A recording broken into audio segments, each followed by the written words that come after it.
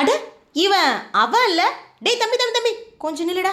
காலையில் ஸ்கூலுக்கு போக அடம் பிடிச்ச தம்பி நீ தானே? இப்போ என்னடா புது சைக்கிள் தேடிட்டு போயிட்டுருக்க?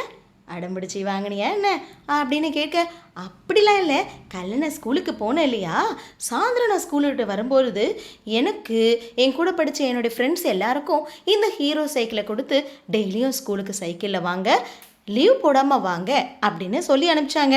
இப்போது என் சைக்கிளில் காற்று கம்மியாக இருக்கிறதுனால காற்று அடிக்கிறதுக்காக போய்கிட்டு இருக்கேன் அப்படின்னு சொன்னான். அது சரிடா, அந்த கவரெல்லாம் பிரித்து போட்டு போக வேண்டியது தானே அப்படின்னு கேட்க, சொன்ன இடத்துல சைக்கிளை நிறுத்தி கவரை பிரித்து போட ஆரம்பிச்சிட்டான்.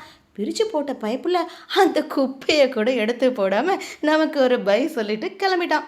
மக்களே, ஒரு விஷயத்தை கவனிச்சிங்களா? இன்றைக்கி தனியார் பள்ளியில் சேர்த்துட்டு நம்ம கட்டணத்தை செலுத்த கஷ்டப்பட்டு இருக்கக்கூடிய இந்த நேரத்தில் அரசு பள்ளியில் பாருங்கள் என்னென்ன சலுகைகள்லாம் கொடுத்து பிள்ளைங்களை பள்ளிக்கு வாங்க அப்படின்னு சொல்லி அழைக்கிறாங்க. உண்மையிலே அரசு பள்ளி கிரேட் இல்லை?